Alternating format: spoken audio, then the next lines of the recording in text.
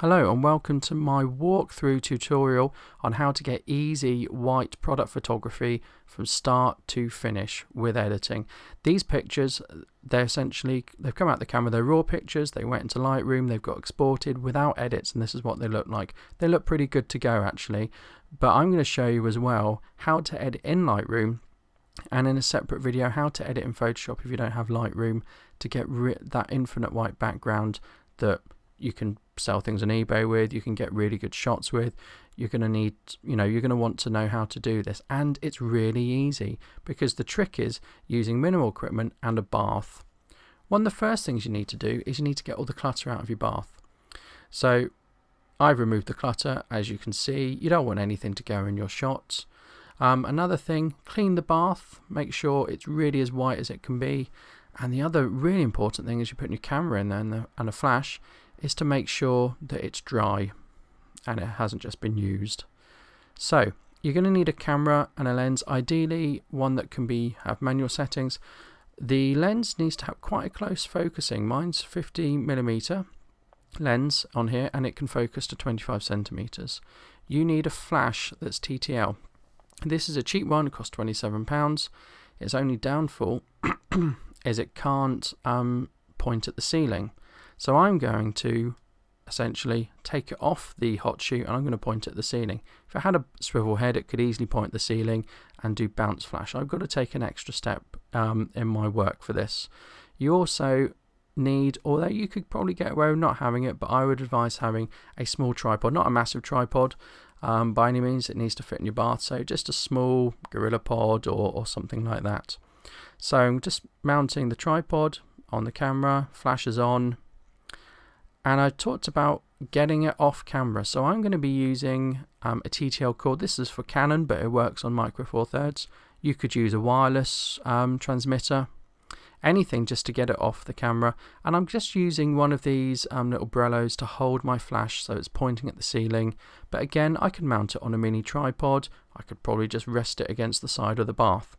So let's look at how I did it. So take the flash off the hot shoe. Again, if you have one with a swivel head, just point it up at the ceiling.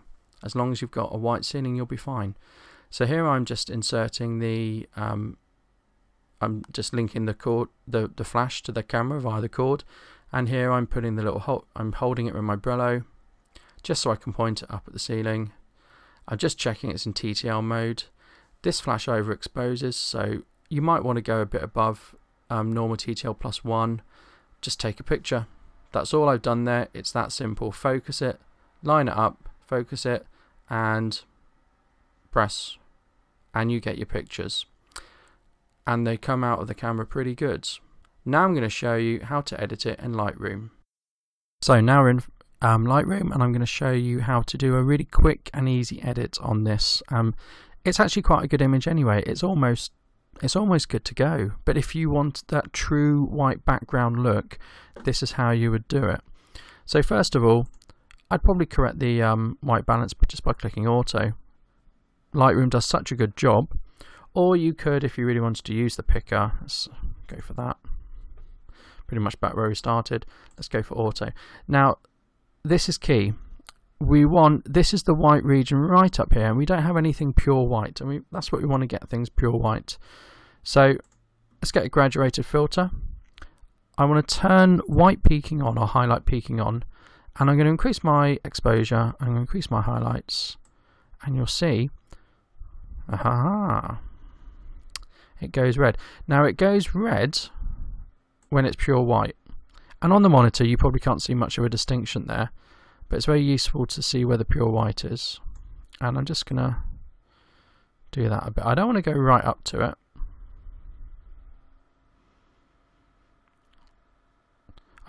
I don't want to affect the exposure of the lens, so I'm going to click new, and I'm going to do one over here,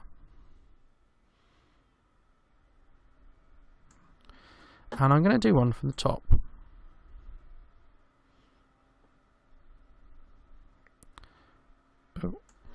And I'm going to leave it there. So let's turn this off. You can't really see much of a difference on the monitor, but when it's saved as a JPEG and uploaded to an internet site, you probably will. I can see a bit of difference around here, so let's have a look here. I can see ever such a slight difference. Not much so. So I'm going to finish off with a brush. It's loaded with exactly the same again. I'm going to put my peaking on. You can see we've got a lot of pixels at the really bright one. And the key thing is auto mask. And that means it's not going to affect the lens itself. It's going to know, oh, this is a lens, or this is something different. Leave it alone. And it's actually quite good to keep the shadow in. So a little bit of shadow is quite good because it makes it look realistic. So I'm not really going to change too much around here. I'm going to be really careful. I'm going to feather, and I'm going to go quite small, and I'm going to change my flow quite low. I'm going to change just to brighten these bits up, but not really get rid of the shadow. So I'm being really gentle here. Okay. And I'm going to click done. And I'm going to turn the peaking off. Now, okay, I think we need to do a little bit more work here. So I'm going to return that to 0.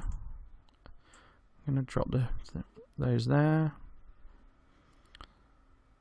Flow I'm going to put back up.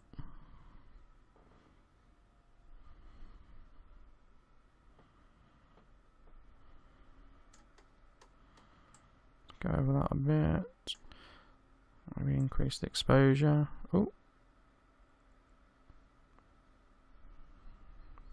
quite happy with that. And I'm just going to do some arrays on here. I think I went over that a bit, and go back to A.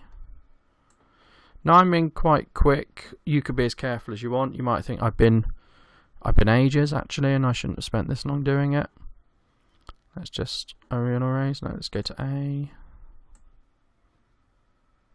Let's just increase this a bit.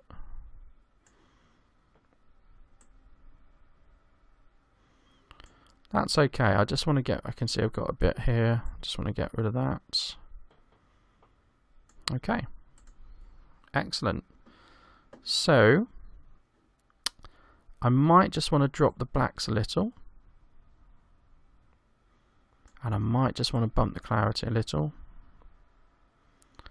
And then that's done. I'm pretty happy with that. But I've also got a video about how to do the same editing within Photoshop rather than Lightroom. Click on the image if you would like to see that video, and it will take you to that next video. So within Photoshop I show you 2 or 3 methods of how to achieve the same thing in Photoshop rather than Lightroom, in case you don't have Lightroom. Again, it's a very simple edit. Takes maybe 1 or 2 minutes. Very easy, and I hope you enjoy it. So again, if you'd like to see that video, please click on the screen, please click on the link, and it will take you through to that video. Thank you.